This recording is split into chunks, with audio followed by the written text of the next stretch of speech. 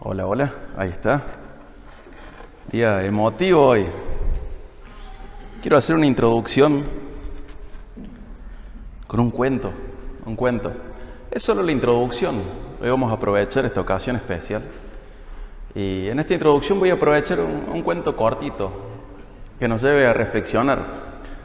El cuento dice que había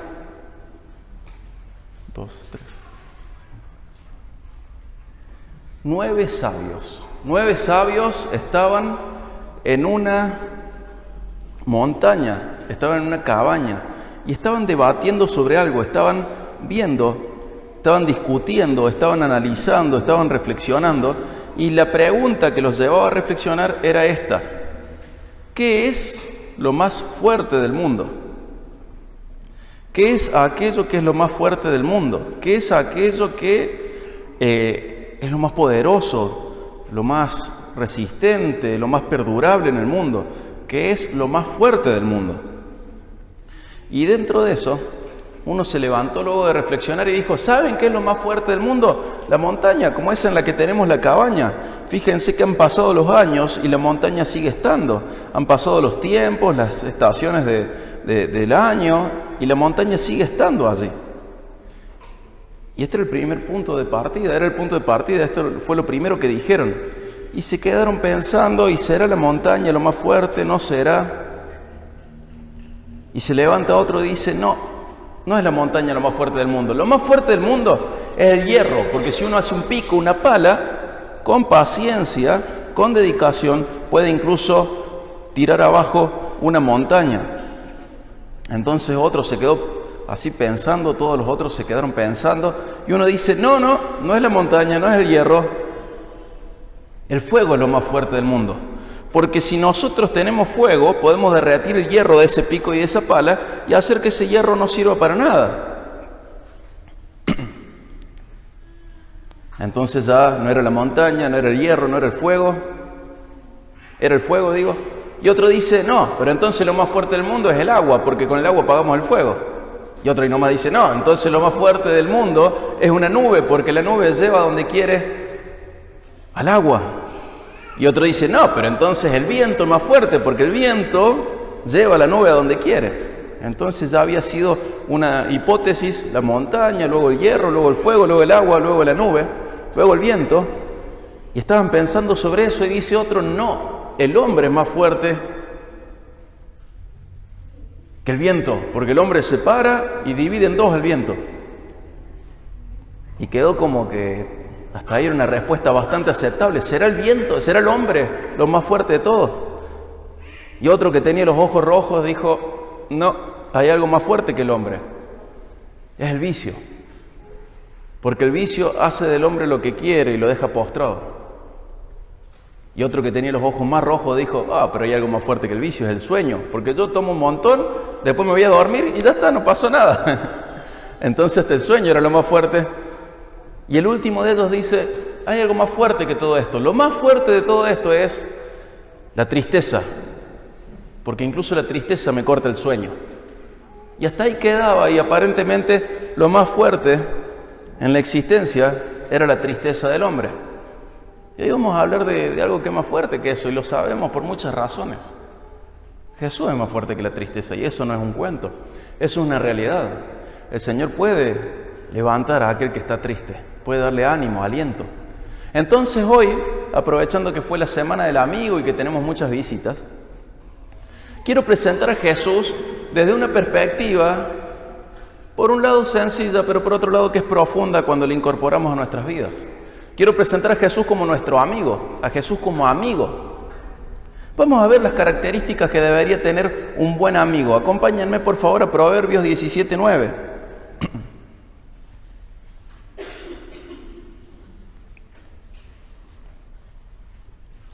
Proverbios 17:9.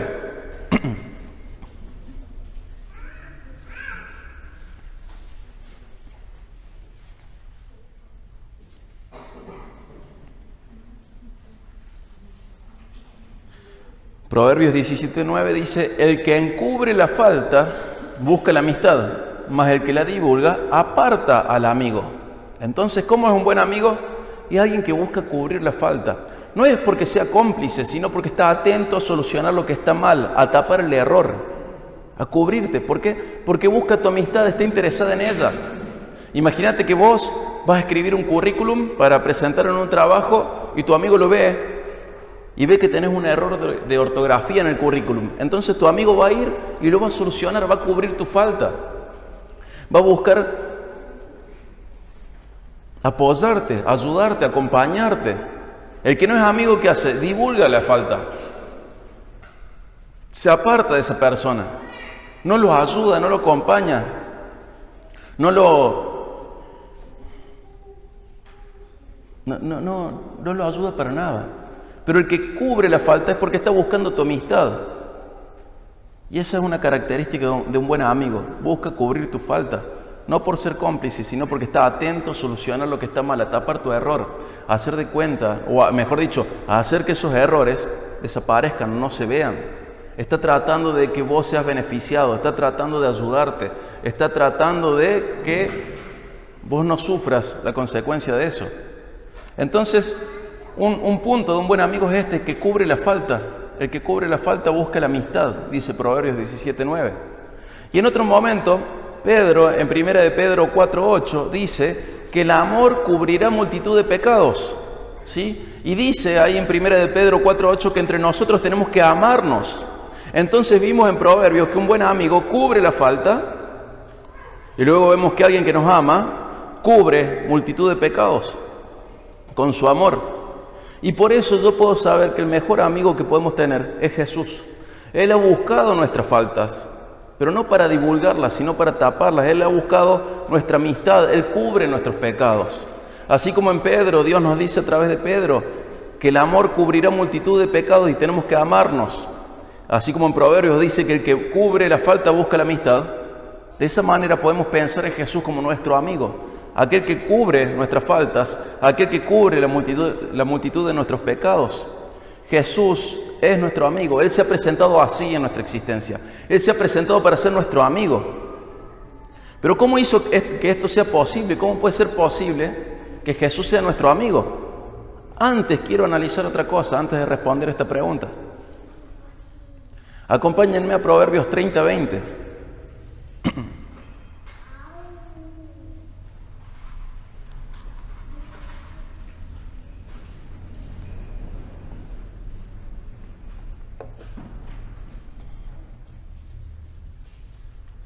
Proverbios 30:20.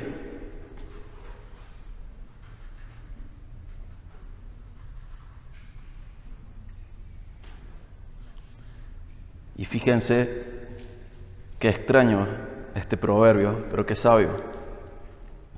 Dice, el proceder de la mujer adúltera es así. Come y limpia su boca y dice, no he hecho maldad. Alguno puede pensar, oh, qué bueno, no soy una mujer adúltera, así que ni siquiera soy mujer, así que no tiene nada que ver conmigo. Pero el proverbio está diciendo algo en código, está diciendo algo de manera indirecta. Dice, el proceder de la mujer adúltera, de la mujer infiel, es así. Come y limpia su boca y dice, no he hecho maldad. ¿Cuál es la idea que está transmitiendo este proverbio? El proverbio dice que una persona que hace algo malo, luego borra sus huellas y por haber borrado sus huellas, piensa que no hizo nada malo.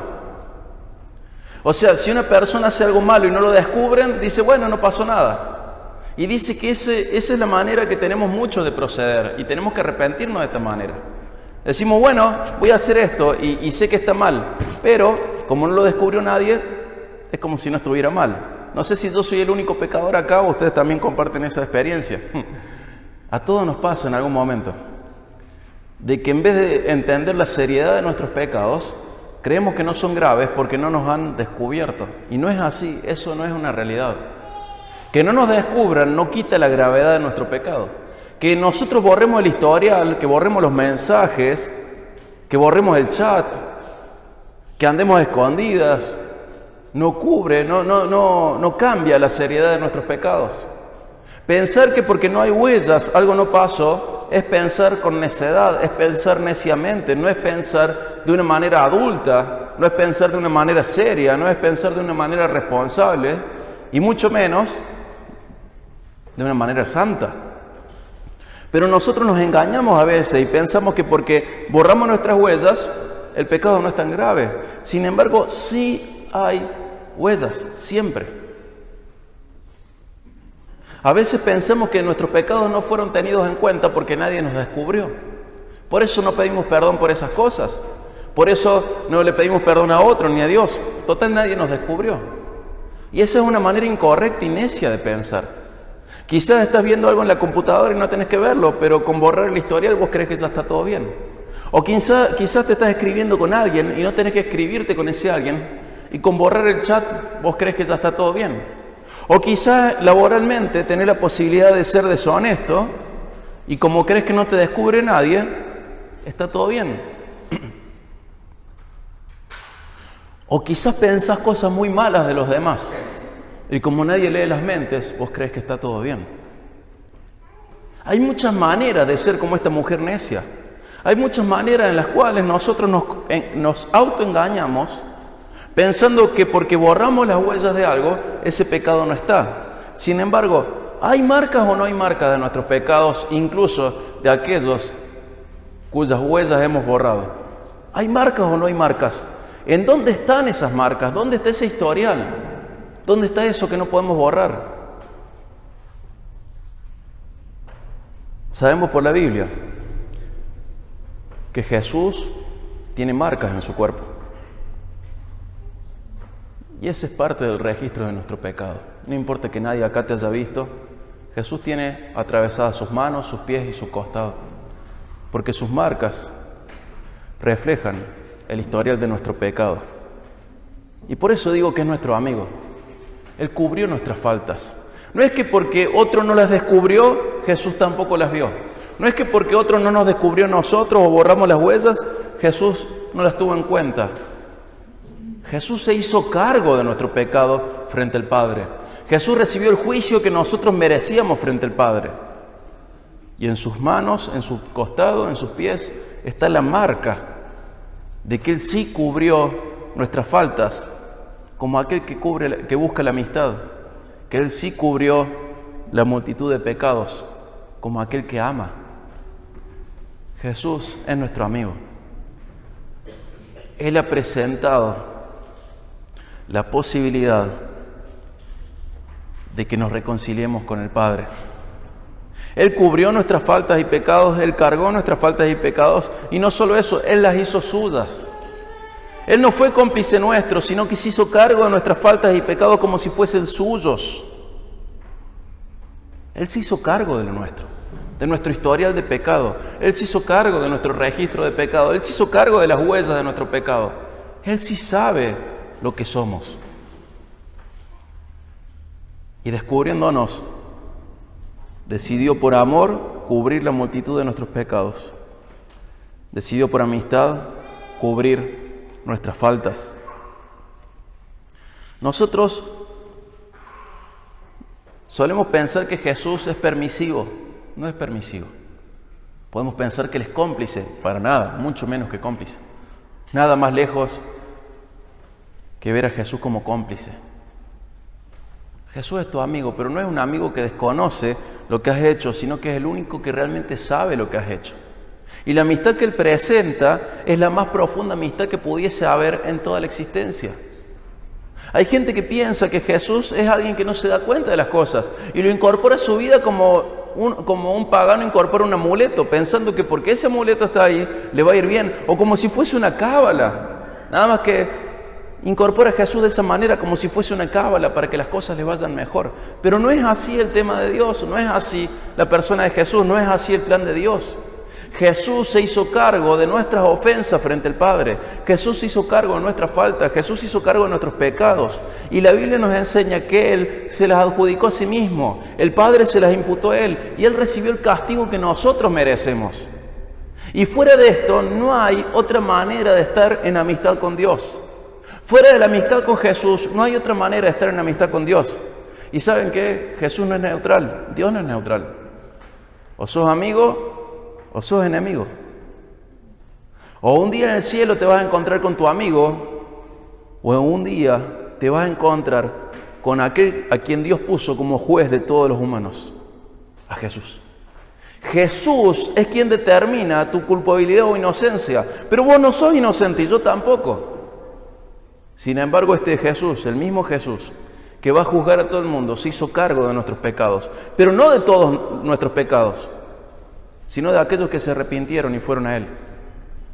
Si usted no se arrepintió, usted va a pagar por sus pecados en la eternidad. Pero si usted se arrepintió, puede disfrutar de los beneficios que Dios trae a través del sacrificio de Jesús. Jesús, para esos que se arrepintieron y creyeron en Él, cargó nuestros pecados, de tal manera que la justicia de Dios se expresó sobre Él, para que eso no se exprese sobre nosotros. Jesús recibió el castigo por nuestros pecados, recibió el golpe, el precio de nuestra paz, dice el profeta Isaías. Él ocupó ese lugar. Y yo me maravillo al entender estas verdades, porque veo que Él sí cubrió mis faltas, Él sí cubre la multitud de mis pecados. Y no tengo amigo más grande que este. Mi mejor amiga es mi esposa, y su amistad es chiquita comparada a la de aquel que me amó profundamente, que es Jesús. Y siempre tengo que recordar que esa amistad no es algo que sucedió sin querer. No es, viste, cuando vas al jardín de infantes y te haces amigo de alguien. ¿Por qué te haces amigo? Porque tenés algo en común. Quizás se llama igual que vos, quizás le gusta el mismo color, quizás tiene simpatía por el mismo cuadro de fútbol. Buscás amistades así. Pero aquel que no tenía nada que ver con vos, se acercó a vos para presentarte su amistad. Aquel que podía seguir en toda su existencia sin necesidad de conocerte, se acercó a vos porque vos necesitas conocerle. Aquel que podría haber mirado para otro lado, hoy te da una nueva oportunidad de reconciliarte con Él. Aquel que un día va a juzgar a todo el mundo por sus obras, por su fe, puso a disposición de los que le escuchan, puso a disposición la posibilidad de ser sus amigos. Y esto no fue solamente así, sino que en el plan de salvación incluye que a nosotros se nos impute su rectitud. O sea, sobre Jesús se imputó nuestra caída, nuestro pecado, nuestras faltas, y sobre nosotros se nos imputa su rectitud. Esto es mucho más grande que cualquier imputación que podamos pensar. Podríamos estar muy contentos si una multa de la caminera no nos llega a nosotros y le llega a otro, sobre todo si no lo conocemos y el otro va a zafar, va a presentar un descargo, va a decir que no era él y va a quedar en la nada. Pero cuando se trata de nuestro pecado, no es que yo se lo puedo adjudicar a otro, sino que es mío el pecado. Y no es que puede caer en algún limbo burocrático y que otro presente un descargo y ese pecado no cuente. No, Jesús se hizo cargo de los pecados de aquellos que creen en Él. Se hizo cargo a un punto de que Él recibió lo que merecíamos nosotros por esos pecados. Pero esto no queda así, sino que Dios, a los que creemos en Él, nos imputa su rectitud, la perfección de Jesús. ¿Y saben qué? Esto es tan profundo y tan sencillo que la gente lo rechaza. Dice, no puede ser que Jesús nos presente su amistad así. Seguro que tengo que hacer algo más. Seguro que tengo que hacer alguna buena obra. No, Jesús hizo las buenas obras que cuentan. No, pero seguro que tiene que haber un truco o algo. No, es por gracia a través de la fe. Se te exige creer y arrepentirte. No, bueno, pero algo más. Fíjense que el Señor ha presentado el Evangelio de una manera tan sencilla que la gente decide ignorarlo, prefiere elegir otros sistemas de fe, otras creencias, con tal de no arrepentirse y creer, siendo que todas las otras demás creencias no garantizan nada, ofrecen menos, son falsas y son mucho más costosas. Hay personas que están dispuestas a hacer un montón de sacrificios, excepto esto, arrepentirse y creer en Jesús. Están dispuestas a hacer un montón de locuras, de cosas terribles, cosas interesantes, cosas buenas, cosas malas, pero no quieren arrepentirse y creer. Y es tan grande esto que la misma Biblia dice que es visto como una locura, que el Evangelio es una locura. ¿En qué consiste el Evangelio? En que Jesús se hizo como nosotros, tomó nuestros pecados, se hizo cargo de ellos y compareció ante el Padre y recibió el castigo que nosotros merecemos por los pecados. Y al mismo tiempo, eso que Él merece, que Jesús merece por su vida, por su rectitud, por sus obras, por su lealtad a Dios, esa belleza, esas bendiciones, esas bienaventuranzas que Él merece, Dios se las imputa a aquellos que creemos en Él para salvación. De tal manera que en la cruz, Dios Padre ve el castigo por nuestros pecados. Pero cuando ve a aquellos que hemos creído en Él, nos ve rectos como si fuésemos Cristo. De tal manera que nosotros tenemos acceso al cielo. Sin esto no hay cielo. Y uno puede pensar, no, pero a mí me dijeron que de otra manera puedo llegar al cielo. No, es mentira. Y aquel que inventó el cielo dice cómo se llega al cielo. Y no hay más. Si usted cree en un cielo, tiene que saber que cree en el cielo porque la Biblia habla del cielo. Si no, no podría creer el cielo. Creería en el Valhalla, creería en qué sé yo cuántos otros lugares habrá según las religiones paganas. Pero si usted cree en el cielo es porque ese concepto nace de la Biblia. Escuche lo que la Biblia también dice. En Juan 14:6 dice que Jesús dijo, yo soy el camino, la verdad y la vida. No dijo que era un camino, una verdad o una vida. Él es el camino, la verdad y la vida. Nadie puede ir al Padre si no es por Él. Usted no puede ir al cielo donde está hoy el Padre si no es a través de Cristo. Y solamente a través de Cristo, en aquel que ofreció su amistad, solamente con Él usted puede ir al Padre. Si no, no. Usted no puede agarrar lo que Dios ha revelado de sí mismo y cambiarlo, hacerlo la carta, modificarlo, tener otras ideas. Hay exclusividad de camino, hay un camino al Padre, es Cristo. Y él mismo dice, en Timoteo dice, hay un solo Dios, hay un solo Señor, hay un solo mediador entre Dios y los hombres, Jesucristo. El mismo que inventó el cielo, que creó el cielo, aquel que nos reveló el cielo, por quien creemos que hay una vida después de esto y que es el cielo o el infierno, él mismo dice a través de Pablo, del apóstol Pablo, que hay un solo mediador, Jesucristo. No hay más mediadores, ni mis muertos, ni tus muertos, ni los muertos históricos de los otros, ni nadie más puede mediar entre usted y el Padre, solamente Jesús. Y no hay más, hay exclusividad de mediación. Y no es que lo dice mi Biblia porque es una Biblia protestante, lo dicen todas las Biblias del mundo. Mientras sea Biblia va a decir eso en Timoteo. Hay un solo Dios, hay un solo mediador, Jesucristo. Lo dicen todas las Biblias, todas las traducciones. Todas dicen lo mismo. Hay un solo mediador entre Dios y los hombres, Jesucristo. Y Él es el que ha ofrecido amistad. Él es el que por amistad cubre sus faltas, tus faltas, mis faltas. Él es el que por amor cubre esa multitud de pecados. Y fíjense cómo lo expresa Pablo. Acompáñenme a 2 Corintios 17 al 21. 2 Corintios 17 al 21.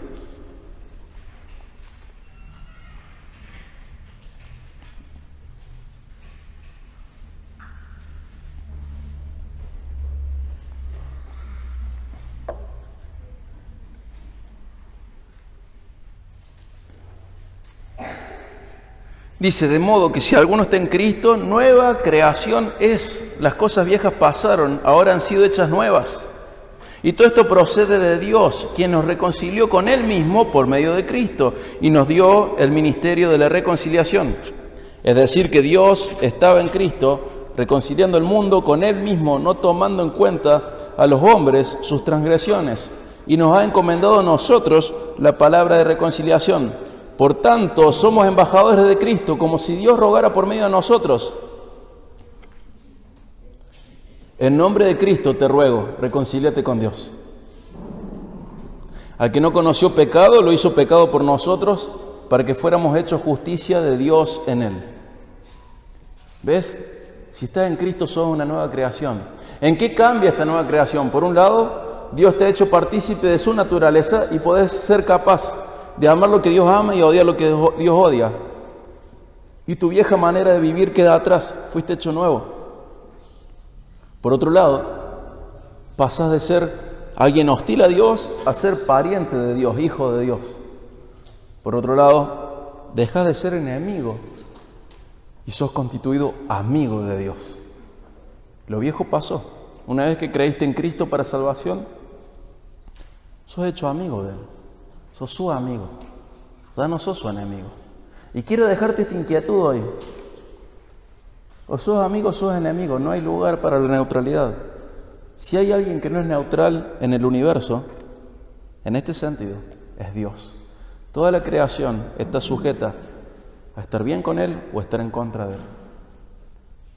Los humanos, los ángeles, O estamos bien con Él, o estamos en contra de Él. O somos sus amigos y siervos, o somos sus enemigos. Y dice de quién procede esto. Dice que procede de Dios y que Él mismo nos reconcilió con Él mismo. Fíjense el interés de Dios por rescatar, el interés de Dios por presentar esta amistad. Y es su iniciativa, Él es el que lo lleva a cabo. Y dice, ¿cómo es posible la amistad entre Dios y nosotros? Por medio de Cristo. Es solamente por medio de Cristo que usted puede ser reconciliado con Dios.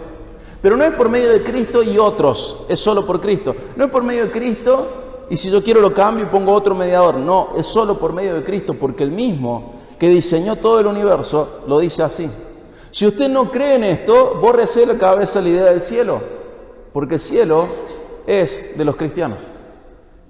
No es de los paganos van al Valhalla y otros que no me acuerdo, al Monte Olimpo, no sé dónde irán.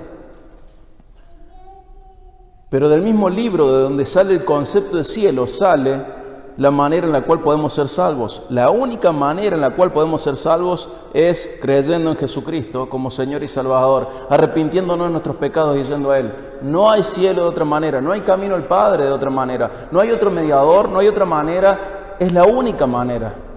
Y Él, que es Dios, tiene total derecho para establecer sus reglas en su casa, en su universo. Y nos da, a los hijos de Dios nos da este ministerio de reconciliación y nos hace embajadores de Cristo. Somos representantes de Dios. Y representando a Dios, ¿qué decimos? Rogamos a todo el mundo que se reconcilie con Él. Rogamos que cada uno de ustedes se reconcilie con Él. Rogamos a ustedes que se reconcilien con Dios. Rogamos que no pierdan el tiempo hoy ni nunca, que vivan una vida en reconciliación con Dios. Que no crean de que la vida espiritual es una soncera o que uno puede elegir su destino espiritual y eterno. Rogamos que vayan a reconciliarse con Dios. Y dice la Biblia que aquellos que son ovejas de Dios escuchan la voz de Jesús, le reconocen y le siguen. Pero aquel que no es oveja no. Y si alguno de ustedes hoy está escuchando que el Señor les llama, no pierda el tiempo y esta misma noche hable con Dios, pidiendo perdón por sus pecados, rogando misericordia, creyendo en Jesús como Señor y Salvador. Si no, olvídese del cielo, porque no habrá cielo para usted. Es complicado hablar así, pero en nombre de Cristo rogamos, reconcíliense con Dios. Vean a Dios como aquel amigo que establece sus términos. No es un amigo porque somos iguales, es amigo porque nos ha presentado amistad. No es un amigo porque somos pares, para nada. Es amigo porque he dejado de ser su enemigo. Y explica cómo fue posible esto. A aquel que no conoció pecado, fue hecho pecado. Cristo llevó nuestros pecados en Él, el precio de nuestra paz. Y que nosotros pudiésemos ser hechos justicia de Dios en Él. Insisto con esto, Jesús se adjudicó nuestras faltas y pecados. Como alguien que ama, cubrió multitud de pecados. Como alguien que busca la amistad, cubrió las faltas. Pero su rectitud se nos imputa a nosotros, de tal manera que cuando morimos podemos ir al cielo, porque Dios Padre nos ve como a su Hijo. Dios Padre nos acepta en su hogar. Sin esto no hay amistad con Dios. Y Dios es el que llama a los perdidos a restaurar la relación con Él a través de la fe en Él. Y también llama a los apartados a arrepentirse y volver a tener comunión íntima con Él. Estimado, estimada, está bien que hayamos festejado el Día del Amigo, está bien que festejemos eso, pero si hay una amistad especialmente para festejar es esta, la que Dios ofrece para salvación, que es posible solamente en Cristo. El Señor nos da una oportunidad más de escuchar estas verdades hoy. Y una muestra de enemistad con Dios es hacer de cuenta que no escuchamos nada. Una muestra de hostilidad contra Dios es no reaccionar frente a su palabra. Una muestra de ser sus enemigos es que su palabra nos moleste nos incomode, nos irrite, nos ofenda. Pero el Señor dice que sus ovejas escuchan su voz, le reconocen y le siguen. Entonces, si usted ha escuchado que espiritualmente está siendo llamado para salvación, no pierda tiempo y cuanto antes reconcíliese con Dios. Busque una Biblia, busque a alguien que le guíe, lea la Biblia, pero reconcíliese con Dios. En nombre de Cristo rogamos, reconcíliese con Dios. Es hermoso aprender a ver a Jesús como nuestro amigo.